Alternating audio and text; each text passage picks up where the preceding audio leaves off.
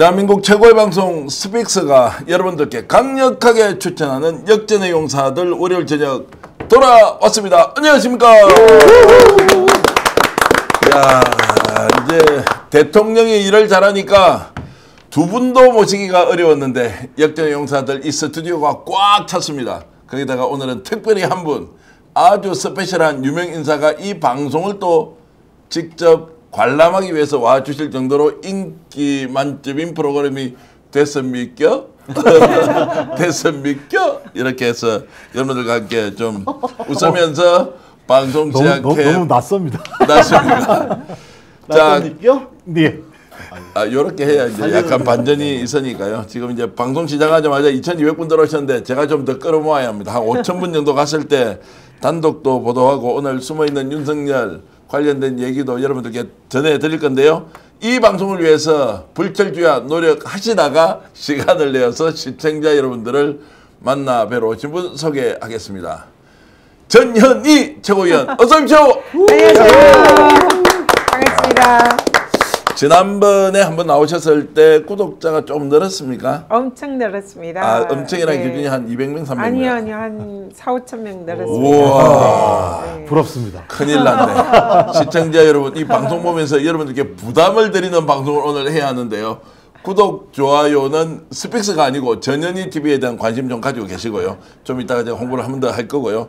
요즘 펑펑 우는 울보 중에 울보, 저보고 울보 했다가 정말 요즘 보니까 본인이 완전 울보인 고발뉴스 대표 이상호 기자 어서 오십시오.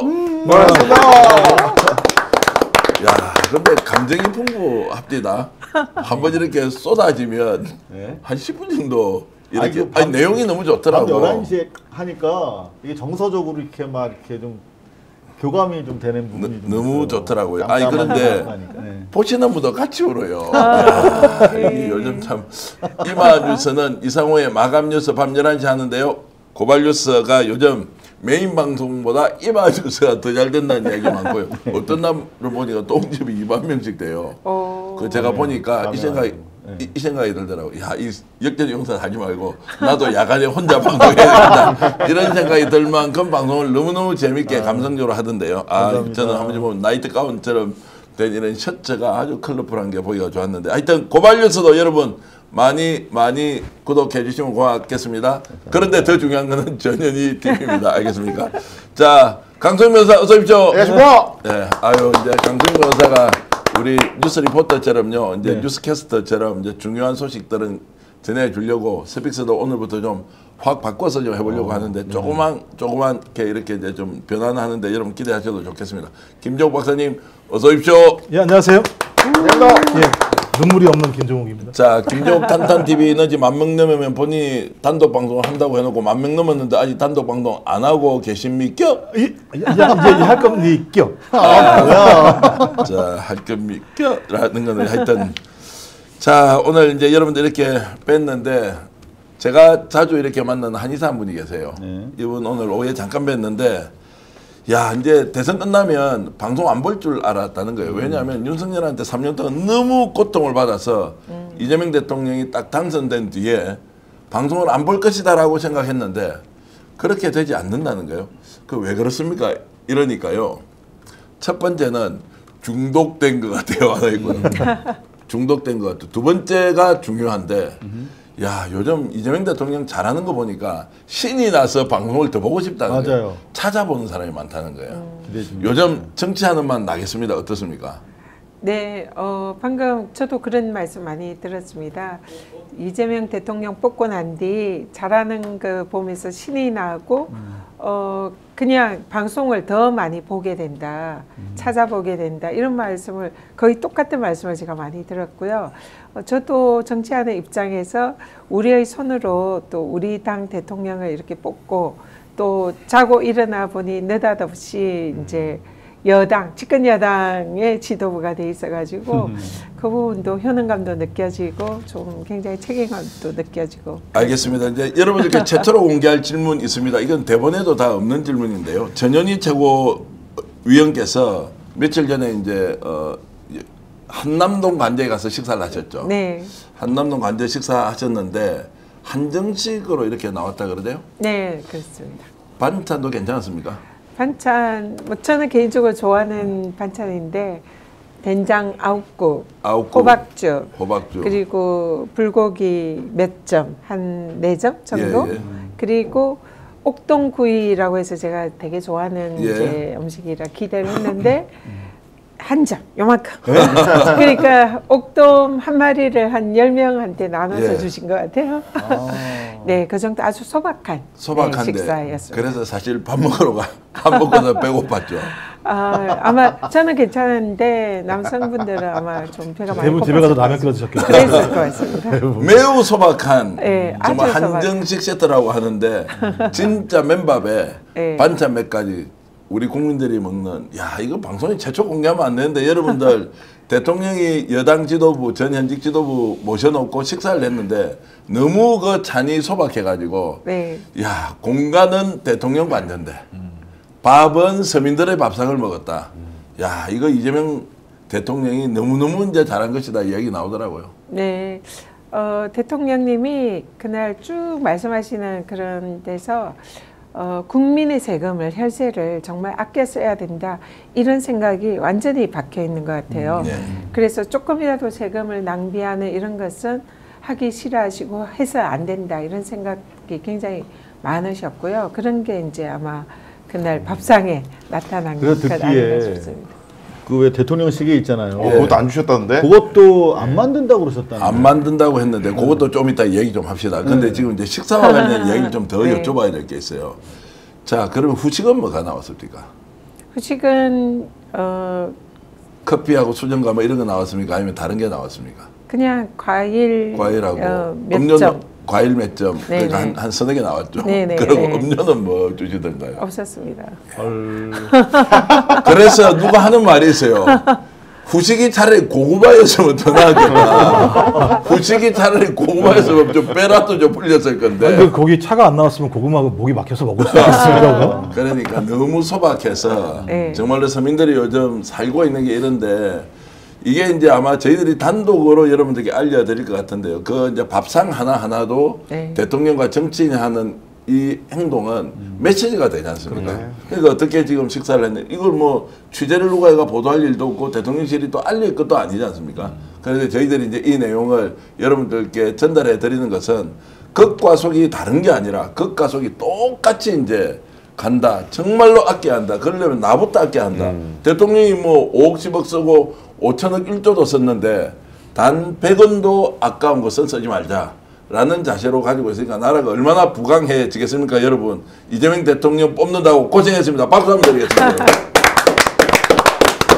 야, 그리고 이제 시계 이야기도 잠깐 하겠습니다. 오늘 본론은 아니지만 대통령 이름이 새긴 이제 이름을 새긴 시계도 안 만든다고 일단 방향을 맞추는데 이상우 기자 내용 좀 설명해 주시죠. 지금 그 연장선상에서 윤석열 정부로부터 사실 빈 창고를 넘겨받았잖아요. 예. 그리고 지금 당장 뭐 증권시장 같은 경우는 이제 외인들이 계속 연일 매수하면서 지금 뭐 상종가 치고 있는데 문제는 당장 이거 어떻게 돌파하느냐. 그것 때문에 시계가 사실은 일종의 트로피 같은 거잖아요. 정권 획득의 상징으로 이제 나눠 가지면서 사실 그런 건데 지금 댓글 보면은 시계 나오면 나도 사고 싶어요. 이런 분들 정말 많으신데 사실 저도 한 번도 안 차봤어요. 대통령 시계를. 근데 이번에는 한번 나도 사서 진짜 차봐야지 그랬는데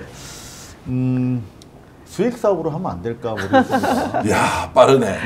오늘 어떤 분이 저한테 실제로 정치권에 있는 분들이 스픽스 나서서 이재명 대통령 시계를 하나 만들어라. 그럼 시계를 어떻게 이재명 대통령 당선 축가라고 그냥 파놓고 이거를 이제 굿즈로 하자 이제 이런 이야기까지 나오긴 하던데 정말로 많은 분들이 시계를 갖고 싶어 하는데 그래서 아이디어가 또 하나 나왔습니다. 뭔데요? 차라리 중소기업에서 자연스럽게 만들어라. 그리고 대통령실에서 디자인 같은 거 기본적으로 제공해주고 오히려 근데- 경제 활성화를 위해서 그런 상품들이 나오면 쓸 수 있게 해주자. 아니요, 국민들이 살 수 있으면 좋은 거 아니냐. 그게요. 용사는 모르겠는데 청와대 판매했었어요 옛날에. 예. 판매했어요 시계를 가서 살 수 있어요. 네. 분수대 앞에 가면 이 민간인들이 들어가서 예. 할 수 있는 데가 있었거든요. 용사는 모르겠어요.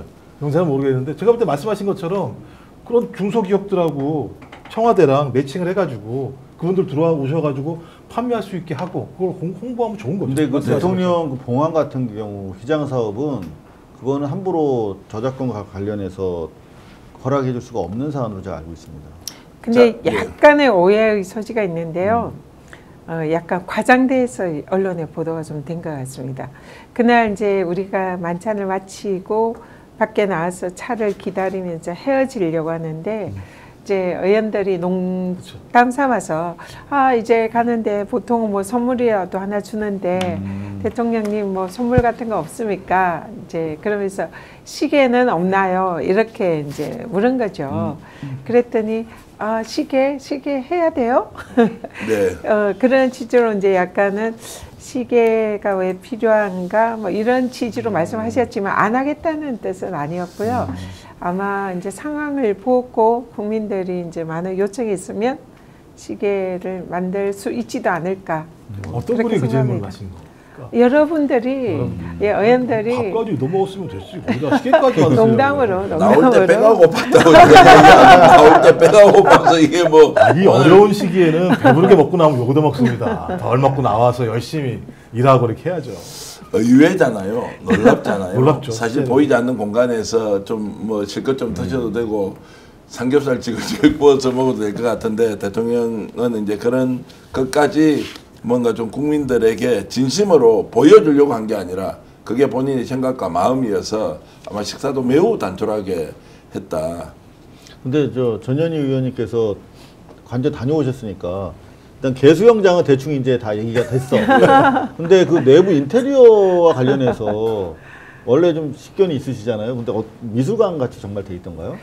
제가 이제 강경화 장관 외교부 장관 때 그때 관사죠 방문을 했었습니다. 그때도 만찬을 했었는데요. 그때는 사실 수영장이 없었고 정자도 없었고 밖에는 이제 그냥 잔디로만 되어 있었고 내부도 굉장히 오래된 시설이라 좀 약간 이제 허름한 그런 분위기였거든요. 근데 어제 갔을 때는 완전히 안에 이제 현대식으로 아주 깔끔하게 하얀 이런 이제 한지 같은 걸로 전체가 인테리어가 되어 있는 그래서 약간 깔끔한 현대식 그 박물관 뭐 이런 느낌이 좀 드는 인테리어였습니다. 그럼에도 불구하고 안에 아무것도 없었다. 그러니까 그나마 뭐 장식품 뭐 이런 거라도 있을 법한데 싹 가져갔겠죠. 네, 완전히 그냥 아무것도 진짜 없었습니다.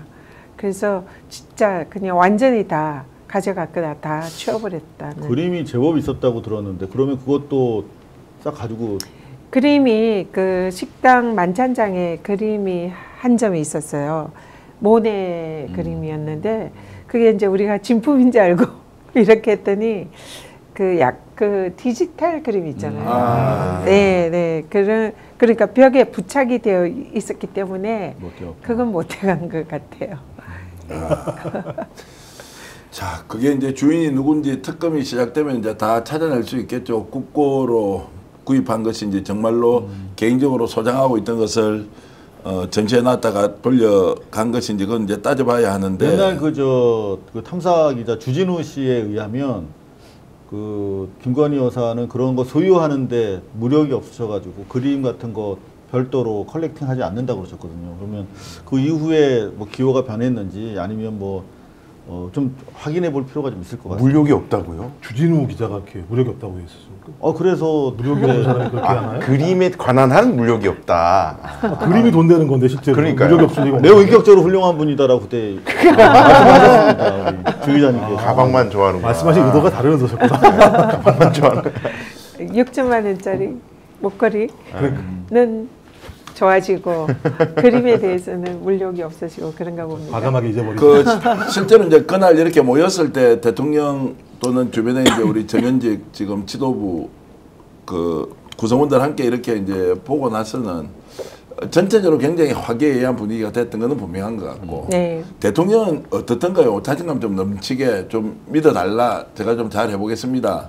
요즘 뭐 오광수 수석 때문에 이렇게 저렇게 간접적으로 의사표현을 한 걸로 제가 이제 얘기를 들었는데 네. 뭐 그것은 뭐 한번 말씀해 주시죠.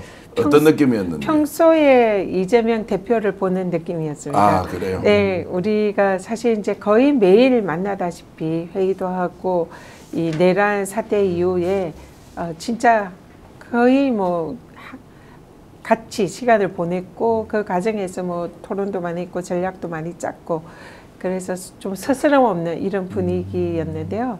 대통령이 이제 되시고 나서 우리가 못 뵈니까 굉장히 서운하더라고요. 네. 매일 뵀다시피 했는데 그래서 굉장히 보고 싶고 뭔가 서운하고 이랬는데 대통령님도 아마 비슷한 느낌이셨던 것 같아요. 그래요? 그러니까 이제 우리 지도부를 만나서 다시 옛날로 돌아간 그런 느낌. 그래서 굉장히 화기애애하고 옛날에 이제 추억이나 뭐 이런 얘기를 나누면서 전체적으로 거의 대부분의 분위기가 그런 이제 분위기였습니다. 야, 역시 이제 우리는 뭐 미간말 쪽에 있는 사람들이 대통령 직접 만날 수 없지만 전현희 최고위원 같은 분은 딱 대통령 만나서 뭐 배는 좀 고팠지만 하여튼 맛있게 먹고 사진 찍고 이런 이야기 들으니까 여러분들께 최초로 오늘 전현희 의원이 공개하는 겁니다. 다른 방송에서는 절대 들을 수 없는 아주 진품 같은 얘기 바로 스픽스 역전용사들에만 듣는데 자 이런 이야기를 하는 동안에 8,500명까지 들어왔어요. 와, 오늘 10,000명 가기 어려운데 제가 15,000명 한번 돌파해 보겠습니다. 여러분 계속 좀 봐주시면 좋겠고요. 근데 좋아요가 2,500명밖에 안 됩니다. 이러면 안 됩니다. 좋아요 좀 눌러주셔야 전현희 TV 잘 됩니다. 자, 좋아요 눌러주시는 동안 전현희 TV 구독 좀 하고 돌아오시면 더 감사하겠습니다. 전현희 TV 자, 좀 구독해 주시고요. 자, 이 이야기 좀 들어가 보겠습니다. 이재명 대통령에 대한 지금 이제 재판이 오늘 연기가 됐는데 이것을 중단이냐 연기냐라는 것 때문에 절대 안 된다고 오늘 국힘은 엄청 지금 발악을 하고 있고 어떤 내용인지 강성 변호사 좀 설명해 주실래요? 네, 서울고법이 이재명 대통령의 선거법, 공직선거법 파기한 송심을 공판기일을 연기하면서 원래 공판기일을 연기하면 다음 기일 연기된 기일이 언제인지 지정을 해야 되는데 그걸 지정을 안 하고 추후에 지정하겠다라는 말은 날짜를 아예 정하지 않는다는 말이고 그럼 법원에서 다시 날짜를 지정할 때까지는 재판 날짜가 없는 상태로 유지되는 겁니다. 그 말인즉은 임기 끝날 때까지 대통령 임기가 끝날 때까지는 법원이 공판기일을 지정하지 않겠다라는 의지를 보인 것으로 해석할 수 있습니다. 자, 그게 이제 좀 정확하게 설명해 주세요. 이게 추정이라는 것이 영원히 그러니까 임기 동안 안 한다는 것이 확실한지 다시 재개할 수 있다는 건 이것도 좀 법적으로 정리가 된다는. 아이고 두 분 전문가가 계셔가지고 제가 나서긴 그런데 그 이유가 일단 중요한 그 거죠. 헌법 84조를 근거로 들었기 때문에 예. 뭐 대통령 재직 시에 내란 외환과 관련해 가지고 소추 안 하게 돼 있는 부분을 적용했다는 거거든요. 그러면은 일단 대통령 임기 내에는 안 하겠다는 취지고 좀 확대 해석하면은 고법에서 그렇게 결정을 내린 만큼 다른 이제 사건과 관련해서도 사실상 법원의 공식적인 입장으로 전파 공유될 가능성이 대단히 크지 않나 그렇게 보고 있습니다. 자, 김정욱 박사님, 그런데 이게 이제 민주당에서 이걸 이제 법제화시키 이게 문구가 애매모호하니까 이번에 이제 딱 소추라는 것이 그냥 재판 진행 중인 것도 똑같이 적용돼야 한다라고 해서 이제 법 개정을 하려고 했는데 오히려 이제 고법에서 먼저 판단을 해버리니까 국힘 쪽에서 막 고급 오늘 그 소위 말하는 동의하지 않는 유튜버는 다 나서서 이거 벌써 짜고 쳤다라고 하면서 엄청나게 공격을 하거든요. 아니 저는 저 법조인이 아닙니다만 이 내용을 가지고 저 논쟁을 하는 이유를 정확히 모르겠는 거예요. 소추라는 개념에 대해서 그 사람들이 모르나요? 제가 그래서 법제연구원에서 이거 법제연구원이라는 게 이제 제가 알기로 정부 추정기관입니다. 거기에서 형사상의 소추가 뭐냐라고 규정된 게 있어요. 형사소추는 형사사건의 재판을 요구하는 것, 즉 형사사건에 관하여 소를 제기하고 이를 수행하는 것, 소를 제기하고 수행하는 거예요. 기소하고 재판하는 거예요. 그냥 법조연구원에서 이렇게 명확하게 딱 박아놨어요. 그럼 소추를 하지 않는다는 건 기소뿐만 아니라 재판도 하지 않는다는 거예요. 그래서 미국 같은 경우도 트럼프가 이게 대통령이 되니까 검사 스스로가 그냥 재판을 하지 않겠다고 중지를 시켜요. 그러니까 검사가 중지를 시키니까 판사도 재판할 수가 없는 일이 벌어져서 그냥 다 끝나는 상황이 벌어지거든요. 그러니까 저는 이게 매우 상식적인 건데 국민의힘 쪽에서는 이게 대단히 예를 들면 문제가 있는 것처럼 얘기하는 거예요. 그러면 국민의힘이 뭐라고 얘기하느냐? 좋다. 법을 만든다고 얘기를 해야 돼요. 법을 만들자고. 그러면 자기들 말대로 소추가 문제가 된다고 생각한다면 그 소추와 관련된 애매모호성을 없애기 위해서라도 법을 만드는 내용을 법을 만들어야 되는 거잖아요. 근데 제가 알기로는 법을 안 만들어도 이미 소추는 기소와 재판을 포함하는 거라고 명확히 알고 있고 다 다수설로 알고 있는 상황인데 어떤 형태로든지 싸움을 걸어서 6개월 동안 소재를 만들려고 하는 거지. 저는 국민의힘의 법조인들 얼마나 많습니까? 아, 제가 볼 때는 저런 얘기 할 수 있을까? 저렇게 배워왔나? 그럼 내놔야 되는 거 아니야? 자기 가지고 있는 변호사증? 그러니까 저는 사실 여기 지금 전현희 의원이 계시지만 그 정치인보다는 언론인이 얘기하는 게 맞는 것 같아요. 네. 이미 한동훈이 법무장관 시절에 다 인정했던 내용이에요. 이건 사실 이야기거리가 안 됩니다.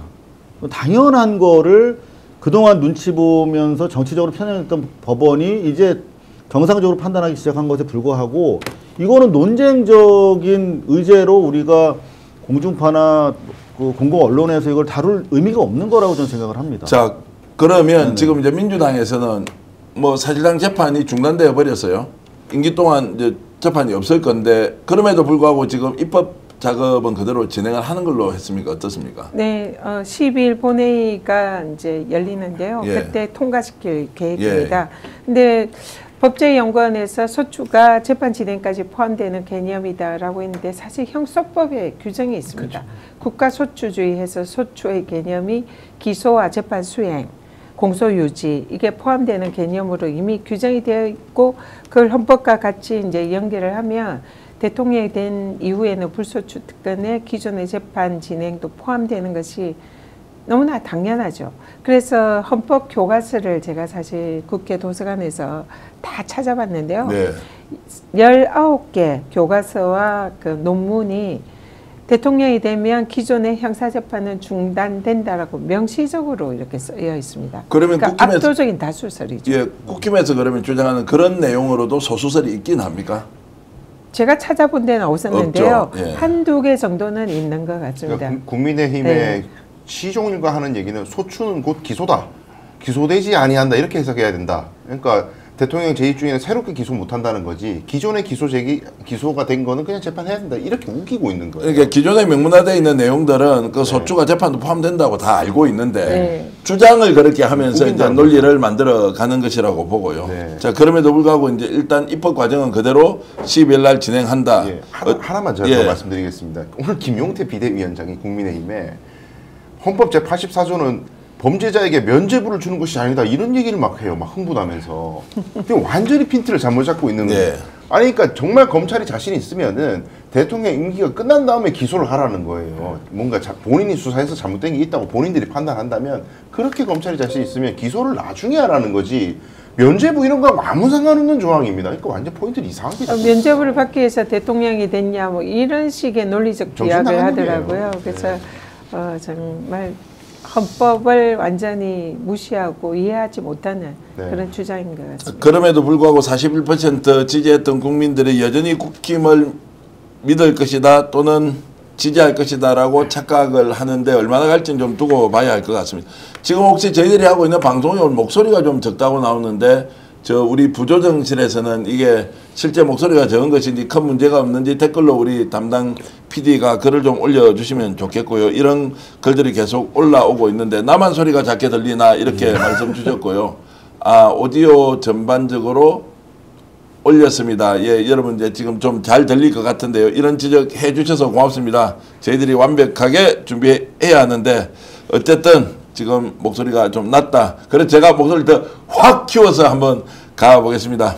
야, 이제 10,000명 지금 달려가고 있습니다. 네. 엄청 속도가 빠릅니다. 월요일 저녁에 요즘 여러분들과 만나기가 되게 어려운데요. 야, 편하게 가신 분들 그래도 섭섭합니다. 그 전에 우리가 얼마나 열심히 싸웠는데 그때는 여러와 같은 성원을 해주셨는데 오늘도 이 방송 제 목소리 때문에 지나가다가 소리 들으신 분 다시 스페이스로 들어오시면 고맙겠습니다. 자, 오강수 이야기 들어가 보겠습니다. 오강수 수석과 관련된 얘기가 이제 누가 최종적으로 검증했느냐라고 제가 취재를 해보니까 이재명 대통령이 민주당 대표 시절부터 실질적으로 굉장히 도움을 많이 받았다. 또 있는 그대로 말씀을 드리면 특수부 출신이 A그룹과 B그룹이 있는데 A그룹은 우리가 알고 있는 그 사람들. B그룹은 A그룹과 절대로 같이 하지 않으면서 특수부 출신이라도 이 사람들이 하고 있는 전행과 이런 데 대해서 계속 비판적 시각을 가지고 있던 분들이라는 거예요. B그룹에 이제 속해 있었고 또 인격적으로도 굉장히 검증을 받은 분이다 라고 했고 이번에 이런 문제가 생겼을 때도 이미 지난 3년 동안 이분이 갖고 있는 검찰개혁의 의지 방향에 이재명 대통령과 괴를 같이 했다라는 이제 내용을 제가 오광수 수석과 가까이 지내는 법조인들로부터 오늘 확인을 했습니다. 그것은 명확하다 이제 이렇게 말씀을 하셨는데, 자, 오광수 누가 추천했나요? 추천한 것이 아니라 원래부터 대통령과 잘 알고 있는 사이였고 검찰개혁의 기본 방향을 충분히 이해를 하고 있었다. 자, 그런데 자, 이 부분도 일단 넘어갈 수는 없습니다. 우리가 언론이니까. 오늘 경향신문에서 어떤 보도를 지금 하고 있다는데 이상욱이 어떤 내용입니까? 동탄 쪽에 부동산 2개 필지가 지금 문제가 되고 있는 것 같습니다. 경향신문이 주간경향에서 보도를 해서 이제 본판 경향신문에 4시 20분경에 이제 기사가 됐고, 아직 다른 언론에서 받지 않고 있습니다만은, 근데 요게 정확한 사실관계는 아직 확인되지는 않고 있어요. 2개 필지인데 이제 매입 시점은 96년 정도니까 사실 동탄 지역이 그야말로 이제 산골일 당시에 별장 개념으로 구입을 했던 것으로 보입니다.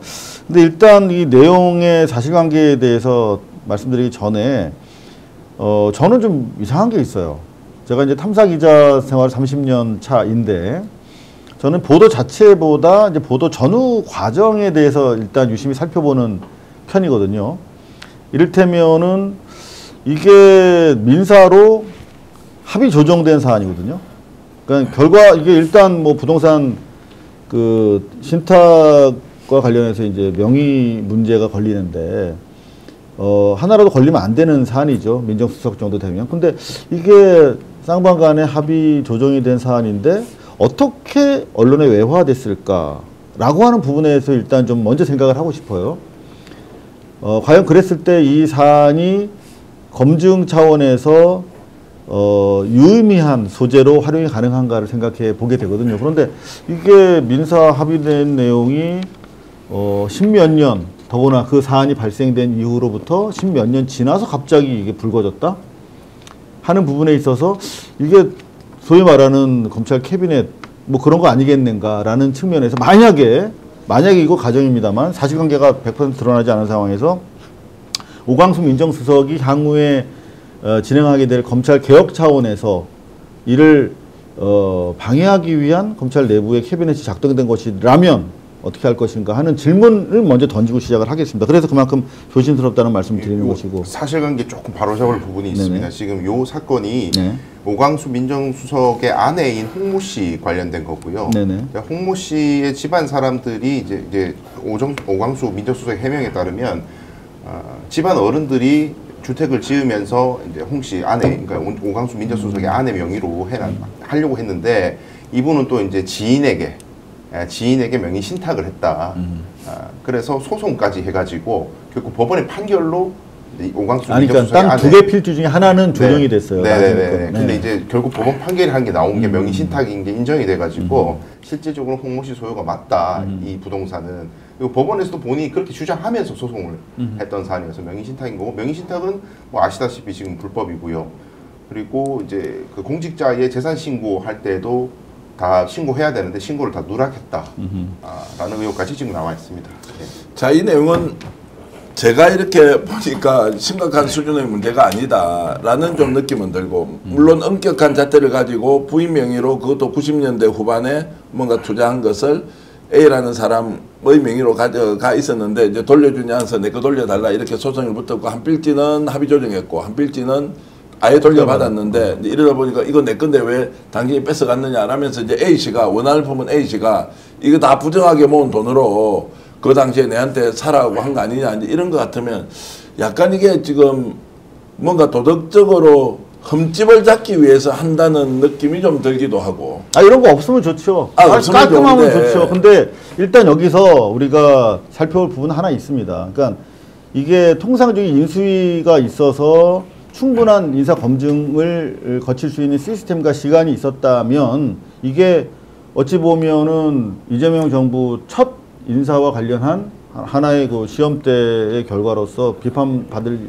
여지가 크다고 보여집니다. 근데 지금 이거는 사실상 검증할 수 있는 시간도 그리고 시스템도 없는 상황에서 가장 시급한 국정개혁인 검찰개혁이라고 하는 측면에서 도용성을 극대화한 인사를 그야말로 이재명 대통령 본인의 판단에 의해서 선택한 것으로 보이는데 실제로 도대체 누가 추천했느냐, 누가 이재명 대통령을 속였느냐 말이야. 이런 측면에서 우리가 의심했었던 거고, 그래서 뭐 이를테면 정성호 의원 같은 경우 거론되기도 했었거든요. 근데 정성호 의원한테 직접 물어봤더니 나 아니다. 정말 억울하다. 근데 공개적으로 그걸 밝히기도 곤란한 상황이 되는 거 아니겠습니까? 누가 추천했는지 얘기 자체를 해서는 안 되는 것이니까. 여하튼 그런 과정에서 난 것이기 때문에 이 부분에 대해서는 정치적 악용 가능성, 캐비넷의 작동 여부 등과 함께 우리가 지켜봐야 될 사안이다. 서둘러서 결정 내릴 사안은 아니다 이렇게 보여집니다. 그러니까 이 내용도 이제 일단 보도된 사항만 가지고 우리가 지금 판단하는데, 경향신문이 이제 이렇게 했다는 것은 무슨 의도가 있다 없다 전에 뭐 있는 사실 우리가 이제 그냥 밝혀보자라고 했는데, 일단 내용을 보면 일단 관계 자체가 굉장히 복잡하고, 두 번째는 그 복잡한 관계 속에서 소유관계가 왔다 갔다 했는데 주장이 달라서 아마 법원에서 조정까지 했던 것인데, 이게 지금 8년 전후에 있었으면 지금 한 27, 8년 전에 있었던 것이 과연 지금 현재 검증의 방식으로 뭔가 부동산 투기를 했다?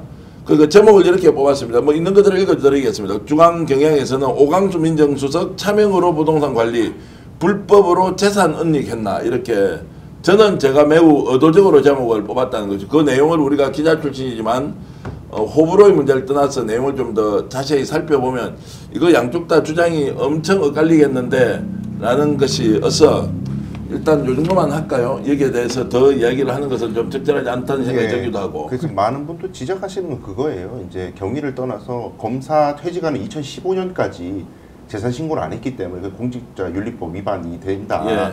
그 부분을 지적하고 있는 것입니다. 근데 이제 민정수석도 이 사실을 본인이 알고 있었겠죠. 그래서 뭐라고 얘기했냐면 검사 시절 과거에 허물이 좀 있었다라고 본인이 인정을 하는 부분이 있어요. 그러니까 제가 볼 때 이 부분은 본인이 판단한 건데 허물은 된다고 생각했던 것 같은데, 이 문제가 검증 문제까지 걸어서 본인이 안 될 정도의 상황은 아니어서 여기에 대한 간접적 사과는 어떤 언론 경향신문 통해서 한 것 같고, 또 하나는 국정 운영에 뒷받침하겠다고 얘기하는 거니까 이 두 가지를 놓고 보면 민정수석 입장에서는 잘못이 있다. 그것을 인정을 하고 나면 그 작은 허물이지만 인정하고 나면 그다음 이 본인이 민정수석직을 수행하는데 큰 문제가 없다고 판단하니까 이렇게 얘기를 한 것 같아요. 하지만 이제 말씀하신 것처럼 좀 지켜봐야겠죠. 어떤 것이 나올지에 대해서는. 자, 냉정하게 이 질문 한번 드려보겠습니다. 그러면 자, 오광수 민정수석이 예를 들어서 지금 민주당과 가장 결을 가깝게 하고 있는 매우 개혁적 성향의 뭐 예를 들어서 이제 민변 출신 뭐 이제 이런 분이 딱 들어갔는데 이런 기사가 터질 수 있습니까? 없습니까? 가능하죠. 그것도 가능하다. 네. 누구든지 이렇게 다 드러내놓고 검증해야 한다. 이렇게 이제 엄격한 기준과 잣대를 적용하는 것이 맞다. 왜냐하면 민정수석은 인사관리 검증을 해야 되는 자리였잖아요. 그러다 보니까 본인은 좀 깨끗해야 한다라는 시민들의 시각은 있죠. 그래서 그때 뭐 경향에서 나올 만했겠다 생각이 들어요. 예. 경향신문이 이렇게 이런 거 같은 경우는 뭐 바로바로 나오면 그냥 보도해버리거든요.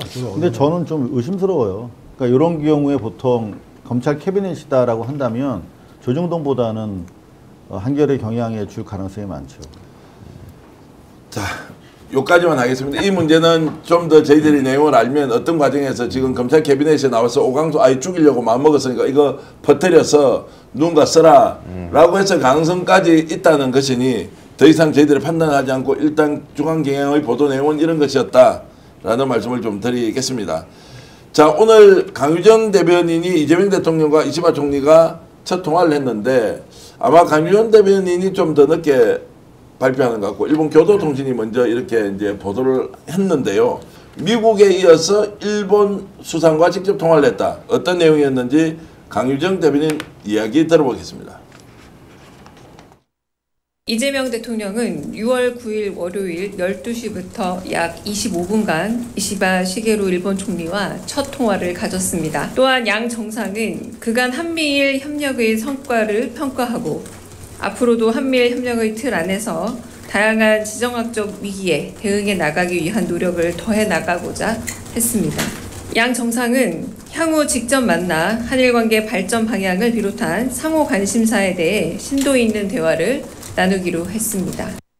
굉장히 발빠릅니다. 미국에서 이제 일본 꼭 순서가 정해 있는 것 같고 아마 내일 모레 정도는 시진핑 또 국가주석과 통하지 않겠느냐라는 기대를 하는데 안정감도 있고 속도도 있고 또 뭔가 한일 관계가 좀 확실히 개선될 것 같다는 느낌이 드는데 어떻습니까? 한일 관계가 이제 나빠지지 않을까 이런 우려를 하는 그런 이제 일부 지적이 있었는데 이재명 대통령이 대표 시절부터 실용 외교를 굉장히 강조를 하셨거든요. 그래서 한미 동맹이 가장 우선되고 가장 중요한 그런 관계이지만 또 더불어서 한일 관계도 마찬가지로 우리가 실용적으로 접근해야 된다. 물론 이제 우리 과거사라든지 거기에 대해서는 일본의 분명한 사과라든지 또 우리 강제징용 피해자들에 대한 그런 배상 이런 문제는 해결해야 되지만 그 외 경제적으로는 이 일본과도 실용적인 외교를 복원해야 된다 이런 생각을 가지고 있는데 그런 것을 이제 이번 이시바 총리의 통화로 이제 국민들에게 보여주고 그래서 안정감을 준 것이다 이렇게 생각이 들고요. 중국과도 아마 그런 차원에서 보다 좀 더 외교 관계가 복원이 되지 않을까 그렇게 기대를 합니다. 이상호 기자는 지금 대통령이 의외로 매우 안정되게 외교적으로 좀 약한 거 아니냐. 지금까지 이제 그런 인식이 없지도 않았는데 미국 대통령 통화하고 일본도 총리와 통화하고 이제 이런 과정이 탁탁 정해져 있는 뭐가 딱 흐르는 것처럼 너무 잘하고 있다. 사실 이재명 대통령 같은 경우에 행정의 달인이다 이렇게 얘기를 하지 않습니까? 근데 따지고 보면 외교라고 하는 것도 결국은 그 자기 국익을 극대화하기 위한 딜이 국제적으로 진행되는 부분이거든요. 그래서 그 행정의 연장선상에서 충분히 진리적으로 잘 들어가고 있다. 저는 되게 놀랐어요. 이번에 이게 보면 일본이랑 먼저 통화를 했잖아요. 근데 사실 저쪽 그 내란당을 지지하는 자들의 선거 마지막까지 프레임이 이른바 친중 프레임이었단 말이야. 이재명이 되면 한국 다 뭐 국익을 넘겨줄 거다. 그랬거든요. 근데 일본이랑 먼저 통화를 했어요. 그리고 아마 이제 다음에 시진핑이 될 텐데, 그리고 일본이랑도 지금 뭐 언론에 크게 부각은 안 되고 있습니다만, 일본이 과거사와 관련해서 되게 골치 아픈 게 소위 말하면 그 징용 피해자에 대한 3자 변제 부분이 아니었습니까? 그런데 그 부분과 관련해서 이재명 대통령이 인정했어요. 윤석열 정권 시 합의를 지속하겠다. 근데 사실 거기에 내심 그 상당히 그렇게 돼도 되는 이유는 있죠. 왜냐하면 피해자 90% 이상이 그 뭐 제3자 변제를 받아들이기를 원하고 있어요. 생활고 때문에. 그러면 충분히 피해자 우선 원칙에 따라 그렇게 할 수 있는데, 그럼에도 불구하고 사실은 일본이 너무 싫어. 완전히 나 파탄 낼 거야. 라면은 갈 수 있어요. 나 그거 싫다. 3자 변제 거부하겠다. 이렇게 갈 수 있는데, 피해자 입장에서 실용적으로 그렇게 일본이 원하는 것을 큰 일단 선물을 주고 시작하는 거기 때문에 저는 의외로 우리 쪽에서 이미 주도권을 잡았다. 네. 그래서 일본이 외교적으로 상당히 지금 아마 전쟁 이후에 2차 세계대전 이후에 가장 아마 외교적으로 위기에 처해 있다. 저는 이렇게 보거든요. 왜냐하면 미일 동맹이 사실상 지금 붕괴된 상태나 비슷해요. 트럼프 상황에서 전혀 지금 제로 베이스에서 진행이 되고 있기 때문에 그 와중에 미국과의 관계, 그리고 일본의 관점에서도 미국과 조정하고 중국과도 조정해주는 그런 진짜 이 지역의 킹 왕짱 조정자로서 완전히 되게 중요한 역할을 지금 가지고 계시고, 그래서 지금 G7에도 당연히 사실상 초대를 받은 거거든요. 오늘 김 박사 당장 나온 이야기가 이제 관세 전쟁 때문에 미국과 일본도 스트레스가 엄청 높지 않습니까? 또 우리도 지금 이제 관세 협상을 해야 하는데, 오늘은 묘하게 양국 정상이 통화를 하면서 관세 문제에 대해서 뭔가 대응을 공동으로 좀 할 수 있는 거 아니냐, 이런 이야기도 오갔다는 보도가 있었습니다. 예. 자, 그러면 미국 쪽으로는 굉장히 긴장을 두고 우리는 한번 협력을 해도 되겠네 라고 하면서 뭔가 협상을 좀 일단 좀 우호적 상황을 좀 만들어보자, 이렇게 예상을 할 수도 있겠습니다. 일단 뭐 말씀하신 위성락, 이종석 매우 경륜과 경험이 있는 분들이에요. 그래서 빨리 안 갑니다. 따박따박 갈 수밖에 없는 상황이고요. 그러니까 기본 원칙이 뭐냐? 위성락 뭐 실장 같은 경우 한미 관계가 핵심이다. 그다음에 한미일 관계를 중심으로 풀어가야 된다. 근데 문제는 일본이에요 지금. 일본이 미국과 관계가 별로 좋은 상황이 아닙니다. 그럼 어떻게 해야 됩니까? 한중일 관계를 또 다른 편으로 만들어야 돼요. 그러니까 이게 한 축이 만들어지고 한중일이라는 한 축, 한미일이라는 한 축. 이 과정에서 한국이 얼마만큼 역할을 하냐에 따라서 저희들이 확보할 수 있는 레버리지라고 하는, 예를 들면 우리들이 어떤 지렛대를 가질 수 있는 방법들이 만들어질 수 있는 측면들이 분명히 있거든요. 그래서 굳이 여기서 저희가 중국을 빨리 만나는 게 중요한 문제는 아니다. 근데 또 이제 미국, 일본 정상과 통화하고 난 다음에 바로 G7 다자 외교로 들어가서 다자 외교에서 이재명 대통령이 나름대로 의미 있는 역량을 보이게 되면 국제적으로도 또 예를 들면 나름대로 외교적인 역량이 있다는 판단을 가질 수 있거든요. 이 내용들을 가지고 저는 시진핑 주석과 대화를 나누면서 중국과도 협력 관계를 유지하고 러시아와의 외교 관계도 복원하는 과정들을 점진적으로 쭉 추진하다 보면 미국 같은 경우도 이 상황을 고려 안 할 수가 없는 상황이 될 겁니다. 실제로 G7에 초대받았다는 거를 지금 언론들이 의도적으로 저는 톤다운하고 있다고 보는데, 이거 지난 윤석열 정권에서 3번 중에 실제로 중요한 이태리, 독일에서 초청 못 받고 일본만 갖다 바친 공로로 초대받았어요. 사실상 전 세계 외교 무대에서는 계속 패퇴됐던 것입니다. 근데 지금 당선된 지 일주일도 안 된 대통령을 완전히 인정해가지고 G7에 초대했잖아요. 이거는 사실상 대한민국 국민 전체가 초대받은 거고, 이재명에 대해서 완전히 국제적으로 이미 판단이 끝난 거예요. 저 사람 되게 중요한 사람이다. 말로는 안 하지만 스트롱한 사람이다. 이게 이미 판단이 된 거예요. 저희가 좀 고민해야 되는 게, 지금 미국이 지금 공격을 하고 있어요. 예를 들어 안보는 미국, 그다음에 경제는 중국, 우리 그런 거 인정할 수 없어.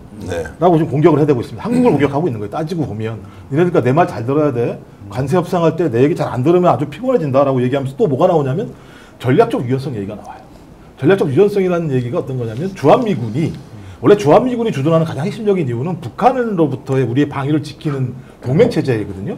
근데 야, 우리가 이제 주한미군을 자연적으로 다른 지역으로 투사할 수 있어, 보낼 수 있어, 그거 좀 양해하자 라고 얘기하는 거예요. 그 얘기는 뭐냐면, 대만에서 뭐 어느 지역에서 문제가 생기면 주한미군 일부를 갖다가 그쪽으로 이동시킬 수 있게 만드는 것 갖다 더 확장하겠다는 얘기를 갖다가 지금 계속 하고 있어요. 지금 이 두 가지를 가지고 한국 정부를 갖다 압박을 넣는 건데, 7월 8일인가요? 관세 유예 조치가 되는 날이 있으니까 그때까지 계속 이걸 압박을 할 겁니다. 그러니까 미국 입장에서는 오히려 안보의 문제를 매개로 해서 관세 협상에 우위를 가지려고 하는 상황들을 만들어내고 있거든요.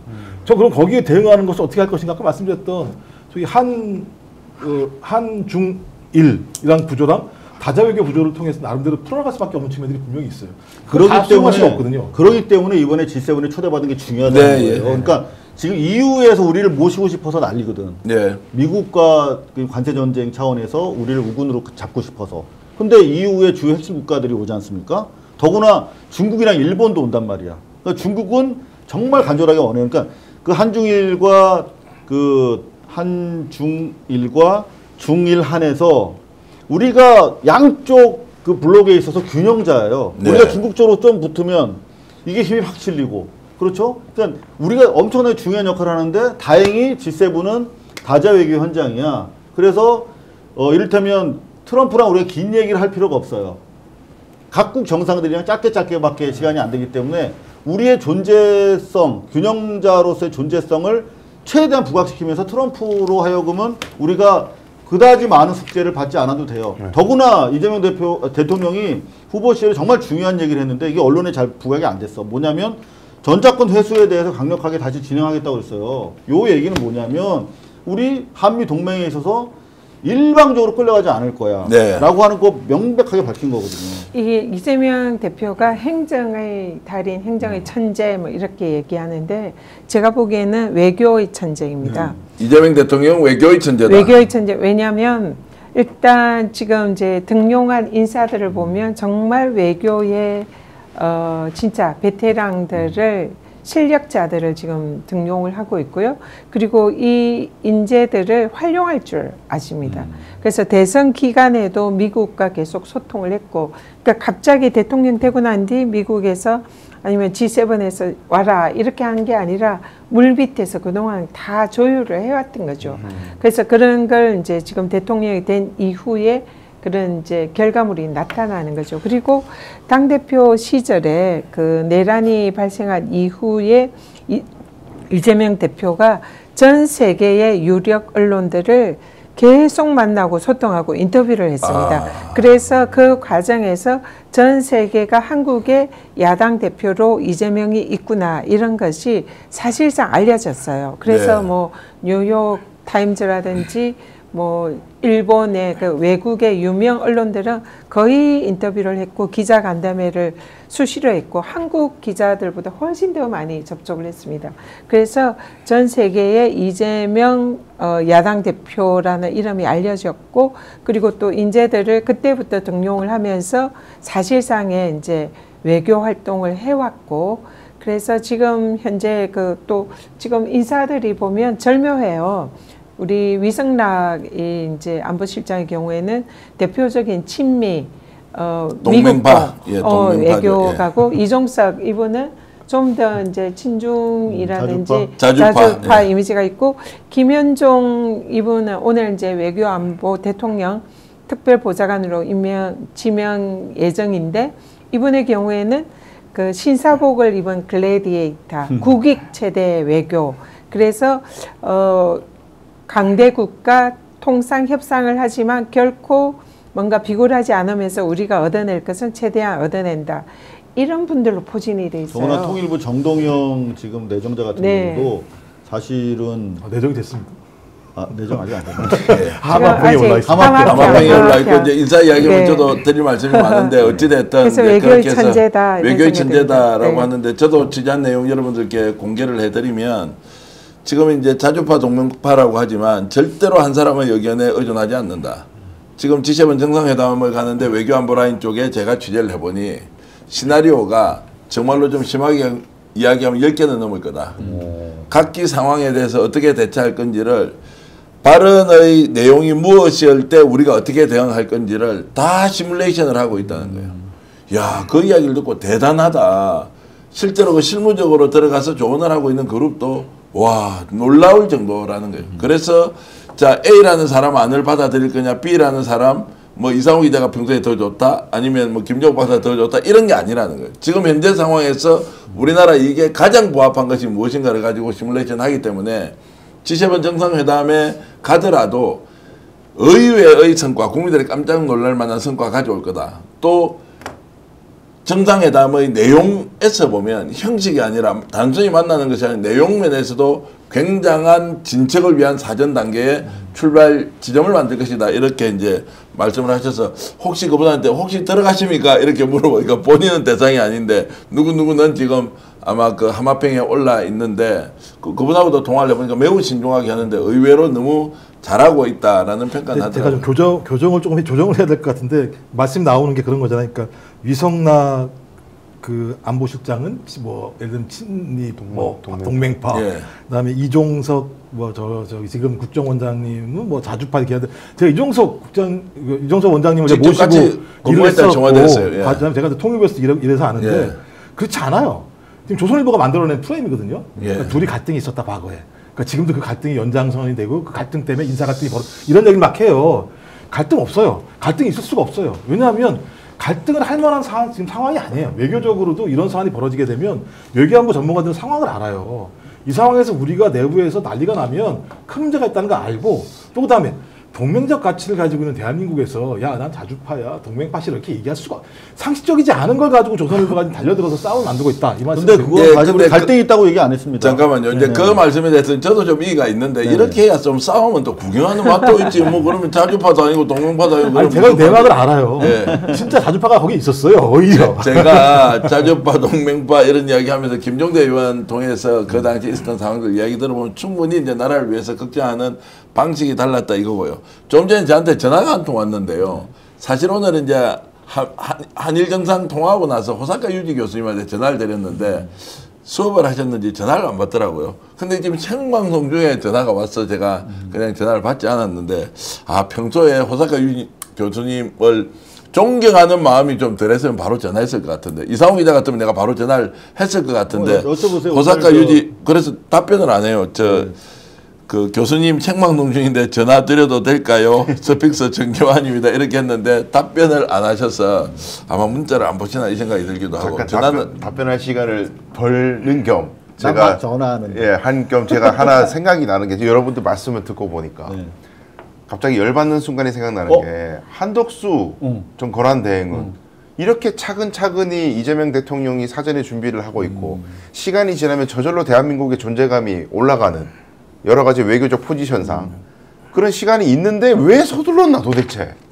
민주적 정당성도 없는 사람이. 만약에 그 사람이 뭔가 가시적인 뭔가 협상을 더 했더라면 정말 큰일 날 뻔했다. 그런 생각이 드네요. 외교를 이용한 자신에 대해서는 운동을 한 거죠. 아, 그러니까 정말 나라의 심각- 국익을 유디 교수님 팔아먹더라도 안녕하십니까? 저희들이 뭔가 지금 자기가 생방송중인데 그것을 이용해서 혹시 대통령이 되고 싶어한. 그래서 사실상 용서할 수 없는 그런 매국행위였다 그럼요. 이렇게 생각합니다. 저는 사실 제일 쪽팔렸던 게 매번 이렇게 해외 순방 가면 너무 쪽팔린 영상들이 들어오잖아요. 뭐 계속 어디서 뭐 먹지 막 이러고 있고, 응? 어디 여기 가야 되나? 저기 가야 메모를 되나? 이렇게 해가지고 사람을 보면서 자기가 기본적으로 메모해 온 거 있으면은 이거를 앞에 놓고 얘기하면 안 되지. 근데 눈을 마주치면서 해야 되는데 그냥 이거 보고 읽고 외교적 결례는 물론이고 국가의 품격을 떨어뜨리는. 그러니까. 우리는 외국 나가면 우리가 스스로 민간 외교관이라고 생각해서 진짜 부끄러운 행동 안 하려고 그러고 부끄러운 행동 만약에 했어 그러면 스미마센 와타시와 니혼진데서 이러고 다니잖아. 근데 국제적으로 망신시키고 다녀서 항상 외국 나가면 정말 진짜 떨렸거든요. 근데 이번에는 너무 기대가 됩니다, 사실. 실제 기대도 좋고요. 너무 잘한다는 이야기가 그냥 입에 발린 이야기, 정권 초기에 허니문 시즌이니까 이해해주자 이런 거하고 차원이 다를 정도로 너무 잘하고 있다. 오늘 그 국무회의에서도 여러분 발언하는 거 한번 들어보십시오. 대통령이 지금 참여하고 있는 장관들이 본인이 임명한 사람은 아니지만 실제로 뭔가 묻고 싶고 답을 좀 받고 싶은 이 마음이 임명자가 누구였나는 문제가 아닌 거 충분히 느낄 수 있었는데 대통령이 오늘 국무회에서 했던 발언 한번 잠깐 들어보시겠습니다. 우리 유 장관님 잘 계셨죠? 최근에 물가가 엄청나게 많이 올랐다고? 라면 한 개 2,000원 한다는데 진짜예요? 아무래도 저희 정치적 불확실성 때문에 가공식품 위주로 제가 좀 눌러놨던 것들이 뭐 맥주랄지 라면이랄지 네. 그런 부분 많이 좀 오른 부분이 좀 있습니다. 여러 가지 요인들이 있겠죠. 뭐 다 세상에 이유 없는 일이 없으니까. 근데 물가 문제가 우리 국민들한테 너무 큰 고통을 주기 때문에 현황하고 혹여 가능한 대책이 뭐가 있을지를 한번 챙겨서 다음 회의 이전이라도 좀 보고를 좀 해주면 좋겠습니다. 참 대통령이 이제 답답한 마음 충분히 느끼고 있지 않습니까? 어떻게 보셨습니까? 실제 지금 저 자리가 대단히 저들 입장에서 불편한 자리일 수 있어요. 대통령도 그렇고. 그런데 저기서 모두에 딱 하신 말씀이 있어요. 우리 1시간은 국민 전체 5,200만 시간이다. 이제 그런 얘기를 하는 와중에 이제 사실 오늘 고법에서 이제 잠정적이지만 5년 동안의 이제 재판을 연기하는 게 나와서 뭐 마음이 서로 통한 거 아닌가 그런 생각도 했는데 어찌됐든 간에 지금 몇 가지 질문 답변 과정에서 또 만족하지 못하는 또 얘기도 나왔거든요. 네, 그래서 다음부터는 과장까지 동석시켜도 된다. 아니 그랬으면 좋겠다. 근데 실제로 경기도지사나 성남시장 때 업무 스타일이 저랬거든요. 주무관까지 오라고 그래가지고 완전히 다 이렇게 뿌리 뽑았던. 네. 혹시 기재부 차관 김범석 차관을 뭐 국회에서 이렇게 질의응답하면서 만난 적이 있습니까? 저는 개인적으로는 본 적은 네. 없습니다만 매우 좀 부적절한 발언을 네. 한 것 같습니다. 정치적 불확실성 때문에 뭐 물가를 잡지 못했다 이런 거는 자신들이 역할 제대로 못했다라는 걸 인정하는 거고요. 그냥 공무원들의 전형적인 책임 회피 이런 발언이다 그렇게 생각이 듭니다. 저는 참 진짜 똑같은 마음이 드는 게 이게 왜 이렇게 물가가 올라서 왜 이렇습니까 하면 첫 번째 어떻게 해야 되냐 고위공직자들은 죄송합니다 저희들이 했어야 되는데 참 이렇게 돼 있는 상황이 너무 안타깝지만 국민들께 죄송한 마음 거지 없습니다라고 해야 되는데 정치적 불확실성 때문에 합니다. 그럼 그 정치적 불확실성을 누가 만들었는데 그 불확실성을 그러면 차라리 거기서 얘기할 때 윤석열 전 대통령 때문에 나라가 이 모양 이 꼴이 됐다고 얘기를 하든지 아니면 그것도 아니면 민주당 이재명 전 대표가 주도해서 정치적 불확실성을 만들었다고 하든지 솔직하게 통칭해서 정치적 불확실성 때문에 이렇게 됐다라고 하면은 저 사람은 그 사이에 정치적 불확실성 때문에 월급이라 좀 줄여야지 바깥에 있는 자영업자들은 저것 때문에 다 망해버렸는데 너무나 무책임한 이야기다. 김범석 차관이 어떤 사람인지 모르겠지만 중행이 될지 뭐 옷을 벗고 나갈지 모르겠지만 그런 생각이 듭니다. 김정욱 박사. 그러니까 3년을 말아먹은 사람들이잖아요. 적어도 3년 동안 한 번도 사과한 적이 없어요. 제가 알기로는 저희 경제 문제가 이렇게 벌어졌음에도 불구하고 사과한 적이 없고, 말씀하신 것처럼 세계 경제를 탓하거나 아니면 야당의 발목 잡기를 탓하는 것 외에는 자기 내용이 하나도 없었다는 생각이 들기 때문에 전 저 사람들 말에 우리가 흥분할 필요는 없다는 생각이 드는데, 저는 대통령의 그러니까 적시대응을 하잖아요. 라면 값이 오르잖아요. 딱 얘기해버리잖아요. 명징하게 얘기하잖아요. 라면 값이 2,000원이 말이 됩니까? 적시대응이 되게 중요하거든요. 그러니까 적어도 대통령이라고 하면 적시에 물가가 오르는 원인이 뭐야? 라고 딱 물어본 거잖아요. 그랬더니 말씀한 가공식품 어쩌고저쩌고 얘기하면서 정치적 불확실성, 개떡같은 얘기죠. 그걸 뭐 정치적 불안정이 있다고 물가를 못 잡는다는 게 말이 안 된다는 얘기 안 하고, 저는 더 공무원들을 잘 정리한다는 게 뭐냐면, 앞으로 닭고기 가격 잘 챙기십시오. 한 달이나 2달 후에 지금 브라질에 고병원성 AI가 창궐해서 한 2달쯤에 우리한테 오는 시간이 있으니까 그때쯤 되면 가격이 올라갈지 모르니까 선제적으로 대응하세요라고 얘기하거든요. 그러니까 제가 볼 때는 이렇게 해야 돼요. 지도자라면 적시 대응도 필요하고, 미래에 어떤 일이 발생할지 미리 예견하고 예측해서 그 부분에 대해서 명확하게 일을 나눠주는 행동을 했어야 되는데, 윤석열 뭐 그거 했겠습니까? 앉아가지고 그냥 자기 혼자 이상한 얘기만 했을 거고, 그럼 그 아래서라도 그거 챙겼어야 되는데 지금까지 하나도 안 챙긴 거죠. 그냥 거기 따라간 거죠. 응용하면서 본인들 누리면서. 제가 잘 만났다. 앞서 바뀌겠습니다만 저는 저렇게 해야 된다. 경제는 적시에 대응하고 미래를 예견해서 공무원들이 뭘 할지에 대해서 확인하고 그 일을 하는지 안 하는지 다시 한번 재확인하는 역할을 해야 되는데, 어쨌든 오늘 그 회의는 그런 모습을 보였다는 측면에서 의미가 있다는 생각이 듭니다. 근데 이 차관 얘기 조금만 더 깊게 들어보면 더 황당해요. 뭐냐면은 정확한 워딩이 이렇습니다. 정치적 불확실성 때문에 우리가 가공식품 위주로 눌러놨다. 그러니까 계엄 전국에 불안하니까 가공식품 위주로 물가를 인위적으로 눌렀다는 거예요. 근데 지금 정치적 불확실성이 해소됐잖아요. 그러니까 한꺼번에 튀어 올랐다는 거예요. 물가가. 이런 얘기를 하고, 그럼 이재명 탓이에요, 이게? 정치적 불확실성이 해소됐으니까 눌러놨던 게 올라왔다는 얘기거든요, 이게. 상당한 얘기를 하는 거예요, 지금. 네, 이재명 대통령이 이제 지금 어쨌든 공직 사회가 좀 국민을 위해서 봉사하고 헌신하는 방향으로 가보자라고 하는데, 차관 정도가 저런 인식을 하고 있으면 진짜 공무원들 믿어도 됩니까? 의원님 어떻습니까? 그냥 공무원들이 많으니까 한번 데려가서 해보자라는 게 아니라 저런 식으로 발언하는 공무원이 최고위직에 있는데 저 사람 믿고 나라 바꿀 수 있나요? 이재명 대통령 하에서는 저런 공직자는 사실은 살아남기 힘들 겁니다. 워낙 이제 일을 잘하고, 또 아까 말씀하신 대로 앞으로 뭐 브라질에 AI가 생겨서 닭고기 값이 올라가고 달걀 값이 올라가겠다, 이런 얘기는 이재명 대통령이 많은 분들의 얘기를 듣거든요. 그러니까 스스로 공부도 하지만 이 귀가 열려져 있는 거예요. 그러니까 정보가 많고, 또 보통 정치인들은 그냥 지나칠 일을 반드시 챙겨서 국민들에게 어떻게 하면 이 정보를 이용해서 국민들을 더 잘 살게 할 것인가, 이런 게 늘 몸에 배어 있는 그런 분인데, 공무원들은 그렇지 않은 분들이 많잖아요. 이번에 이 차관의 경우에도 사실은 자신이 해야 하는 물가를 잡는 이런 일에 대해서 자기가 잘못했다, 아니면 부족했다, 이 생각을 못하고 그냥 정치 탓을 하는 그런 걸 보면서 아마 이재명 대통령께서 속으로 혀를 끌끌끌 찼을 것이다, 그런 생각이 듭니다. 확실하게 가려야 한다. 확실하게 구분해야 한다. 그렇지 않으면 정말로 진짜 열심히 하는 사람들 대우받고 인정 못 받는다. 혹시라도 줄 잡아서 이 사람 좋다고 정말로 허위 보고하지 말고 실력 있고 능력 있고 검증된 사람들 올려야 한다는 것 정말로 명심해야 된다고 생각하고요. 기분 나쁘지만 이것은 오늘 한번 봐야 되겠습니다. 한때는 대한민국 대통령이었죠. 지금은 범죄 혐의를 받고 있는 이제 내란 수괴, 자 윤석열이 오늘 법원으로 걸어 들어갔는데요. 무슨 젊은 애들인지 누군지 거기에서 대통령 윤석열을 구호를 외치는 그 목소리도 너무너무 이상했는데 그 장면 직접 한번 보시겠습니다.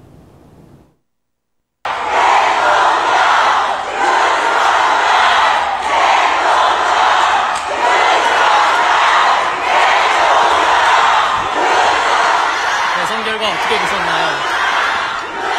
범위권 행사했던 특검 출범 앞두고 있는데 어떤 입장이십니까? 국회의원 끌어내라는 짓이 진짜 안 하셨습니까?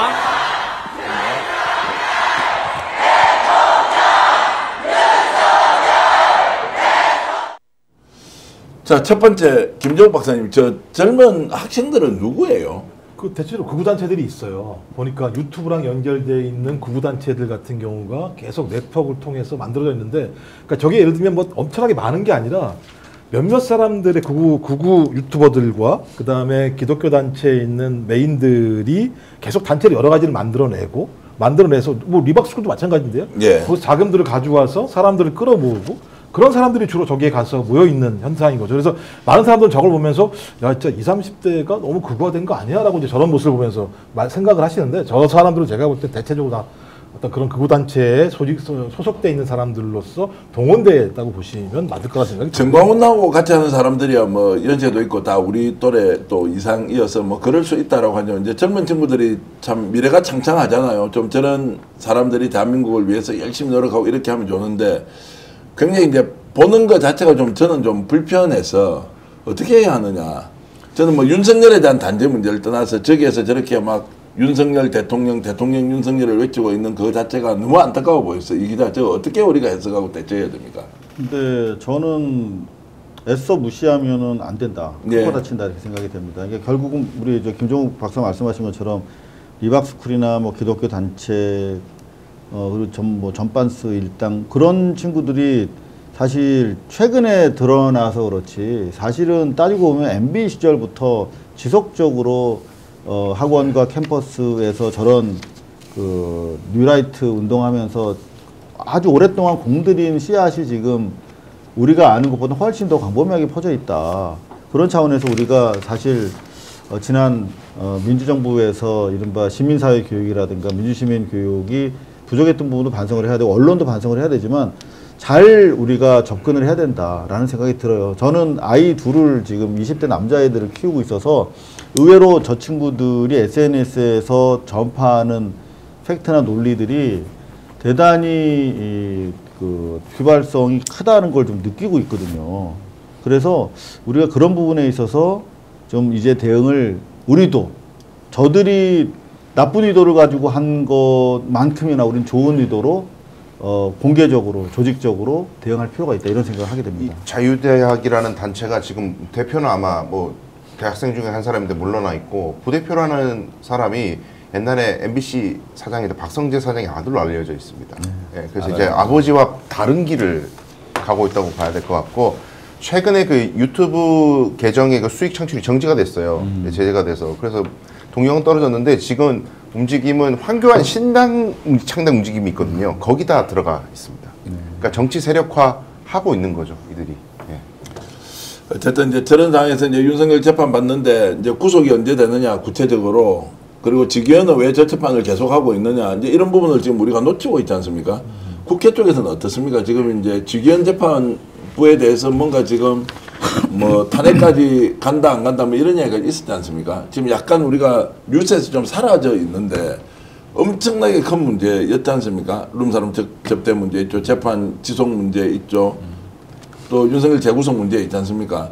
이거는 결국 이제 특검을 통해서 정리하는 수밖에 없습니까? 아니면 그 재판부가 일단 진행하는 그대로 인정하고 계속 봐야 되는 겁니까? 일단 직위원 재판부에 대해서는 사실은 이제 저희들이 탄핵까지는 고려하지는 않았고요. 예. 법원의 자정작용을 통해서 뭐 재판부를 물러난다든지 재배당을 한다든지 이런 것을 기대를 했었는데, 법원에서 감찰이나 이런 게 사실상 제대로 이루어지지 않은 그런 상황이고, 그 상황에서 지금 계속 오고 있는 것 같습니다.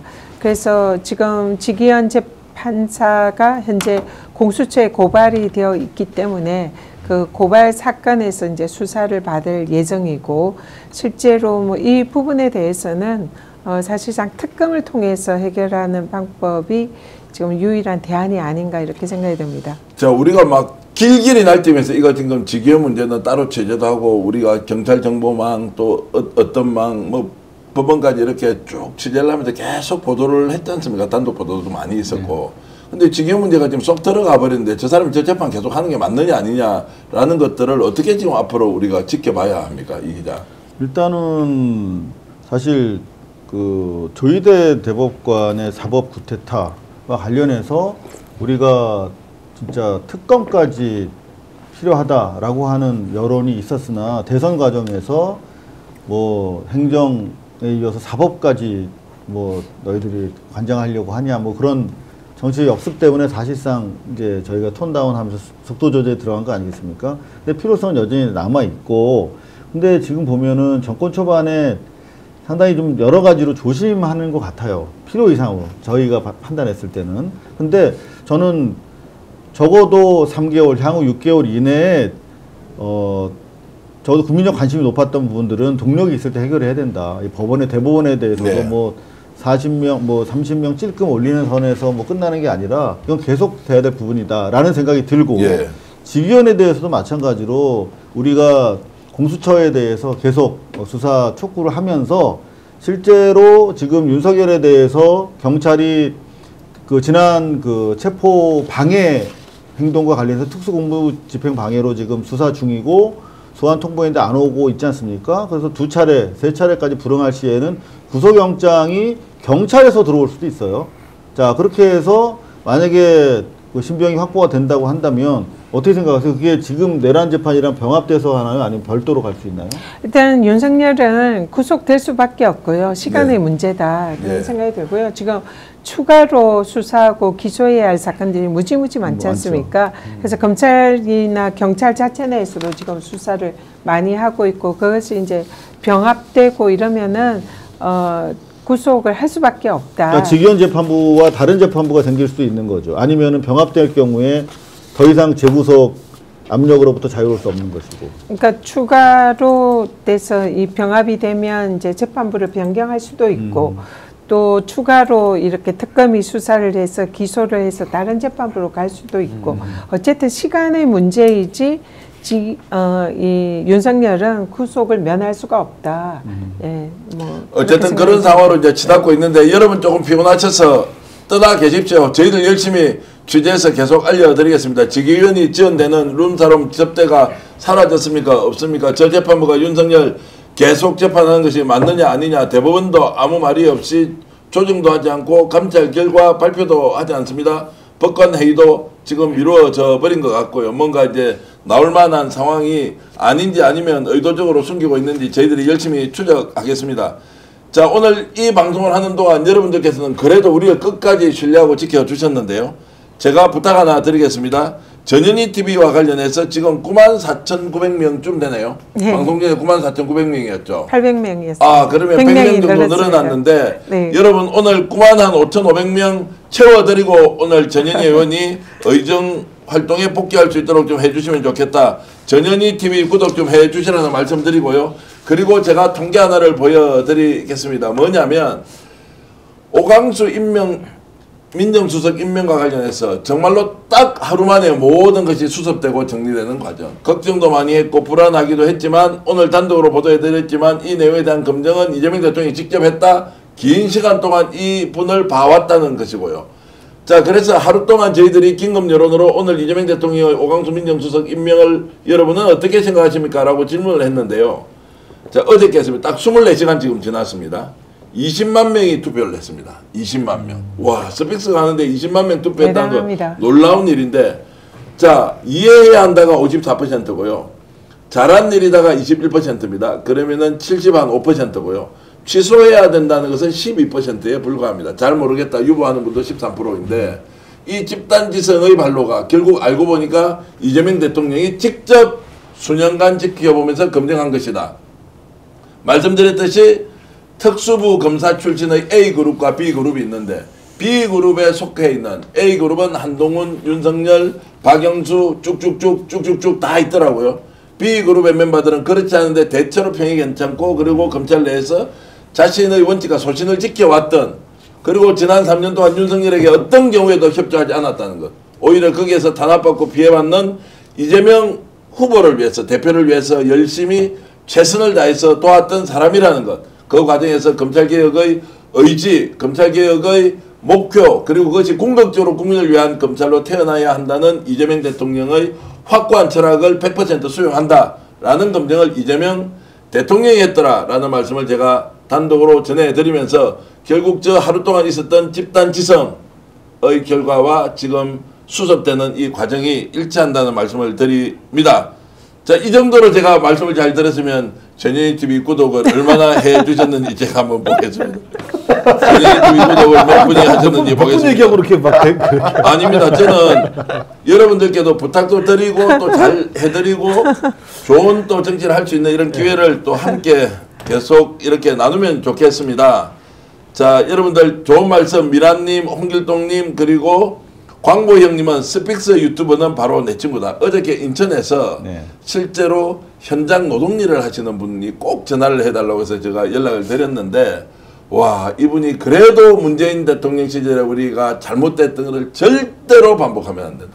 어떤 경우에도 원칙을 지키면서 이재명 대통령 성공시키지 못하면 우리의 실패, 그것은 나라가 윤석열 같은 괴물 정권을 만들지 않았느냐.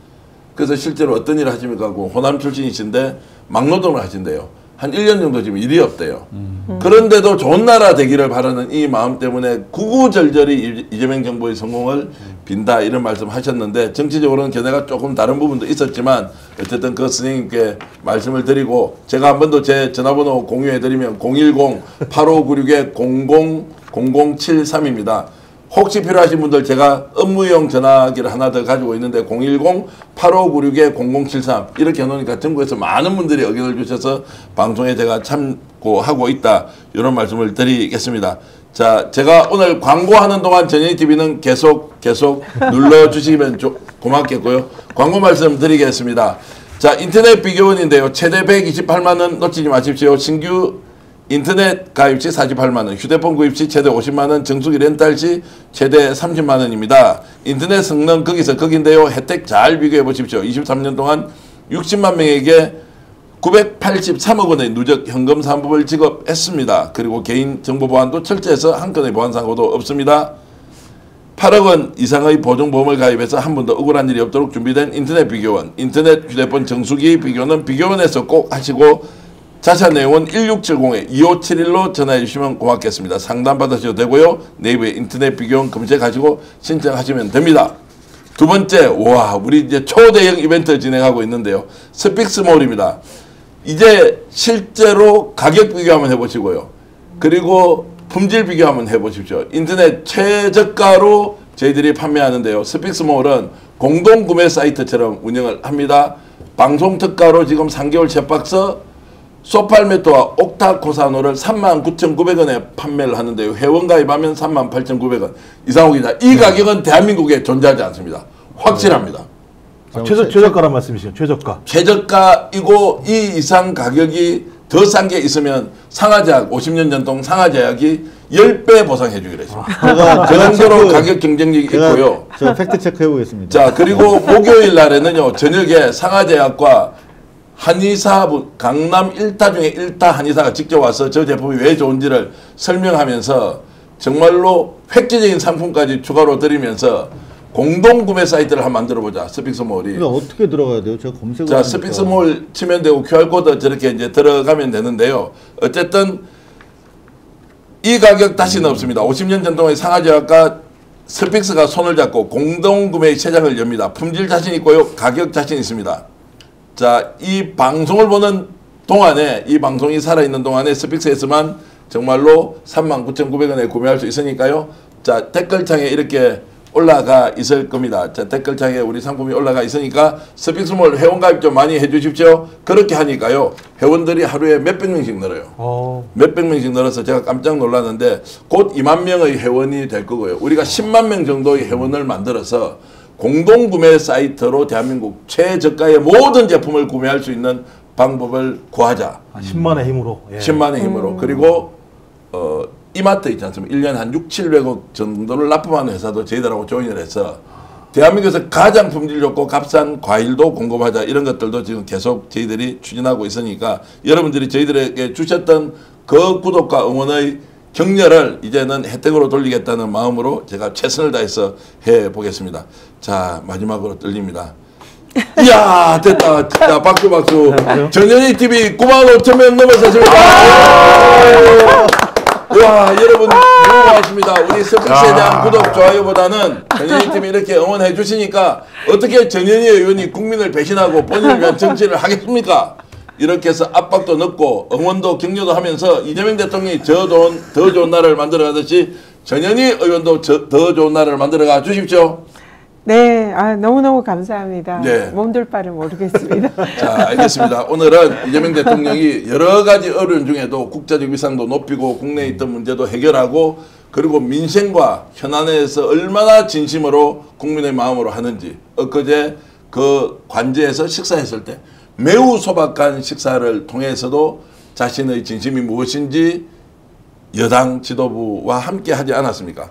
이런 대통령 뽑으니까 저도 요새 약간 어깨에 뽕이 들어갑니다. 왜냐하면 국민으로서 좀 자부심이 생기는 것 같아서 이재명 대통령님께 너무나 고맙습니다라는 말씀을 드리고 함께 모시고 고생하시는 여러분들 고생값 하시지만 더 좋은 정치 또 기회 오니까요. 참모들도 정말로 노력하고 고생하시다 감사하다 이런 말씀 드리겠습니다.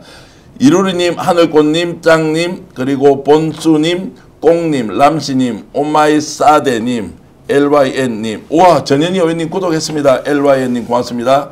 그리고 몽님, 수구레뉴스님, 광고형님, 이루리님, 발레사랑님, 찰리님 다 소개는 못해드리지만 여러분들이 이렇게 댓글 주신 그 진심과 정성 저희들이 잘 알고 있습니다. 오늘도 역전에 하면 용사들 하면서 이재명 화이팅 하겠습니다. Are you ready? 네. 오케이. 자 시작하겠습니다. 역전에 용사들 이재명 화이팅! 오늘 방송 어떠셨습니까? 마음에 들었다면 구독, 좋아요로 스픽스를 응원해 주십시오. 여러분들의 구독, 좋아요는 가장 큰 힘이 됩니다. 스픽스 구독, 좋아요